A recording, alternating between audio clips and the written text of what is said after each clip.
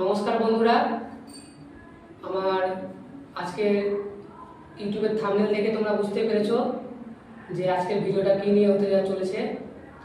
Recently আমার NTPC HS লেভেলের exam ছিল। সেই এক্সাম আমি কেমন দিলাম, কতগুলো অ্যাটেন্ড করেছি, সেটা নিয়ে আজকের এই ভিডিওটা। তা পুরোটা দেখবে। যাদের আগামী দিনে এক্সাম আছে অবশ্যই আশা করি হেল্পফুল ভিডিও হতে চলেছে। তো প্রথমে বলে রাখি, আমার এক্সাম ছিল 7 তারিখ সেকেন্ড শিফটে। আমার এক্সাম পড়েছিল আসানসোলের দেব রেসিডেন্সি, পশ্চিম বর্ধমানে পড়ছে। তো আমি এক্সামের আগের দিন বাড়ি থেকে রওনা হয়েছিলাম রাতের ট্রেন ধরে, এবং আমি রাত 12টা নাগাদ আমি আসানসোল স্টেশনে পৌঁছে যাই, এবং সেই রাতটা সেদিন ওখানে আসানসোল স্টেশনেই কাটাই। তারপর দিন সকালে আমি সেখান থেকে আসানসোল স্টেশন থেকে আর কি অটো ধরে আসানসোল এক্সাম সেন্টারে যাই। এবং এক্সাম সেন্টারে পৌঁছে আমি একটা বিষয় নিয়ে খুব কনফিউজ ছিলাম যে এবার এনটিপিসি এক্সামটা কি মিক্সড কোশ্চেন আসছে না পার্টে পার্টে ভাগ করা। তো যখন ফার্স্ট শিফটের ছেলেমেয়েরা বেড়ায় তখন আমি কয়েকজনকে জিজ্ঞাসা করি আর কি, যে এবং তারা বলে যে প্রশ্ন এবার পার্টে পার্টে আসছে। তখন আমার মনোবলটা আরও বেড়ে যায় আর কি। তো এবার যখন 11টা 15 ছিল আমাদের রিপোর্টিং টাইম আর কি, 11টা 15 সময় আমি আধার কার্ড, অ্যাডমিট আর এক কপি ছবি নিয়ে ভিতরে ঢুকে যাই। কারণ ওখানে ওদের যে প্রসেসটা থাকে আর কি, ওরা সেগুলো করে। তারপরে আস্তে আস্তে এক্সাম শুরু হয়।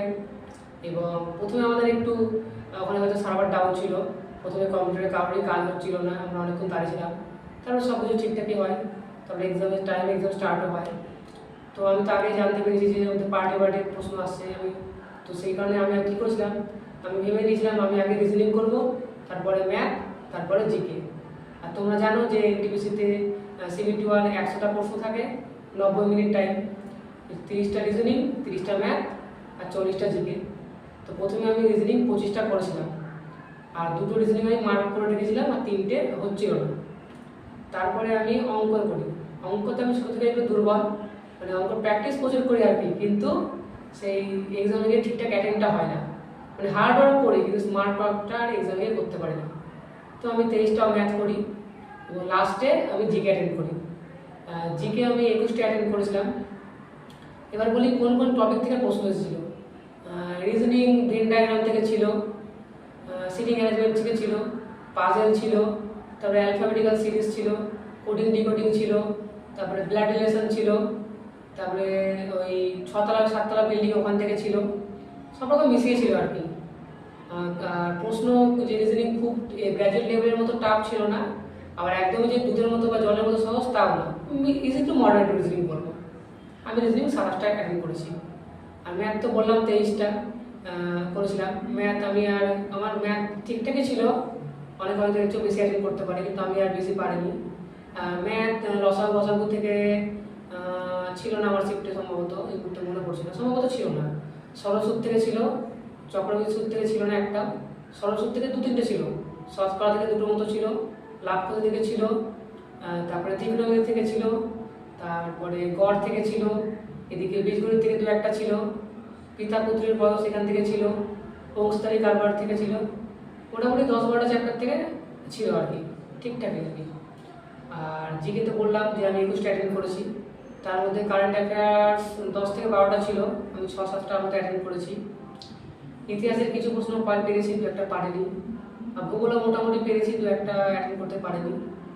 স্ট্র্যাটেজিরও কিছু ছিল, নৃত্য থেকে প্রশ্ন ছিল, তারপরে ইন্টারন্যাশনাল বুকার প্রাইজ এটা ওখান থেকে প্রশ্ন ছিল, অ্যাপয়েন্টমেন্ট থেকে আমার শিফটে প্রশ্ন ছিল না, সম্মেলন থেকে ছিল, তারপরে ভূগোলের অশ্বক্ষুরাকৃতির হ্রদ থেকে একটা প্রশ্ন ছিল, তারপরে পলিটি থেকে ছিল কিছু প্রশ্ন ছিল।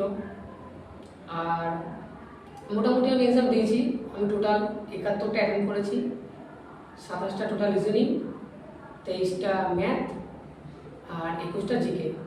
এবার 71টা অ্যাটেন্ড করার পর আমি বাড়ি এসে দেখেছি, তো জিকে অ্যানালাইসিস আমি দেখেছিলাম। তো জিকেতে আশা রাখছি খুব বেশি ভুল হবে না, 3-4টা হয়তো জিকে ভুল হবে, এর চেয়ে বেশি ভুল হবে না জিকেতে আশা রাখছি। আর রিজনিং 27টা করেছি, তো 1-2টো ভুল হলেও হতে পারে, ওই ভেন ডায়াগ্রামটা আমার ভুল হলেও হতে পারে, আমি এটা কনফিউজ আছি। আর ম্যাথ 23টা যেটা করেছি ওখানে আমি 2-3টে মানে ওকে করেই নি আর কি, মানে টিক্সের সাহায্যে ডিসেবিলিটি দেখে আমি করে দিয়েছি। তো দেখা যাক, তো যদি রিজনিং যদি 1-2টা ভুল হয় আর ম্যাথ যদি ভুল হয় দু একটা তাহলে নাম্বারটা একটু কমে যাবে। আর যদি রিজনিং একটা ভুল না হয়, ম্যাথে যদি একটা ভুল না হয়, তাহলে আমি 71টা অ্যাটেন্ড করেছি, 4-5টা জিকেতে যদি ভুল হয় তাহলে নাম্বারটা আশা রাখছি 65-র কাছাকাছি থাকবে। কিন্তু যদি ম্যাথ ভুল হয়ে যায়, জিকেও আরও দু একটা ভুল হয়ে যায়, রিজনিংও বেশি ভুল হয়ে যায়, মানে ভুলটা যদি বাই চান্স 10টা ছাড়িয়ে যায় তাহলে ওটা আরও নাম্বারটা কমে যাবে, এটা স্বাভাবিক। তো যাদের সামনের দিনে এক্সাম আছে তাদেরকে বলবো যেটুকু পড়েছো ওইটুকুই পড়ো, বেশি কিছু পড়ার দরকার নেই। প্রশ্ন আমি বলবো গ্র্যাজুয়েট লেভেলের তুলনায় ঠিকঠাকই আসছে, ইজি টু মডারেট, খুব হার্ড বলবো না। যারা মানে মেহনত করছে তারা পারবে। তোমরা আমার চেয়ে বেশি অ্যাটেন্ড করতে পারো, কম অ্যাটেন্ড করতে পারো। তবে অনেক হয়তো বলবে 90টা অ্যাটেন্ড করেছি, 95টা, ওটা নিয়ে ঘাবড়ানোর কোনো দরকার নেই। তুমি যতটা পারবে তুমি সঠিক করার চেষ্টা করবে। তুমি যদি 60টা পারো 60টাই করবে, কিন্তু চেষ্টা করবে নেগেটিভ না করার, এটা হচ্ছে কথা। এবার তোমাদের কোন দিন এক্সাম পড়ছে, কোন শিফটে, অবশ্যই জানাবে। আর হ্যাঁ, আমি গ্র্যাজুয়েট লেভেলের এক্সামটাও দিয়েছিলাম, তবে অত ভালো মানে করতে পারিনি, মানে একদম উপর দিয়ে গেছি আর কি। আমি মেহনত তো অনেকই করেছিলাম, কিন্তু এক্সামে স্মার্ট ওয়ার্কটা ঠিকঠাক করতে পারিনি। আর আমি গ্র্যাজুয়েট লেভেলটা দেখা যাক কী হয়। আর এই এইচএস পাসটা আমি গুয়াহাটির জন্য করেছি।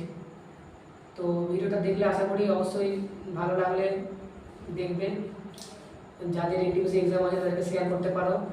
এবং অবশ্যই তোমাদের যেদিন এক্সাম থাকবে কতগুলো অ্যাটেন্ড করছো, কীরকম কোথা থেকে প্রশ্ন আসছে কমেন্ট করবে।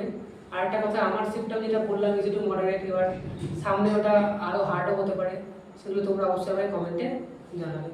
ধন্যবাদ। এবং আমার কীরকম কি আমি অ্যান্সার কী দেখবে বেড়ালে অবশ্যই জানাবো, কত নম্বর হচ্ছে কী হচ্ছে, এবং তোমরা আমাকে অবশ্যই কমেন্ট করবে। এবং কে কোথা থেকে দেখছো ভিডিওটা অবশ্যই জানাবে। থ্যাংক ইউ, ধন্যবাদ। ঠিক আছে।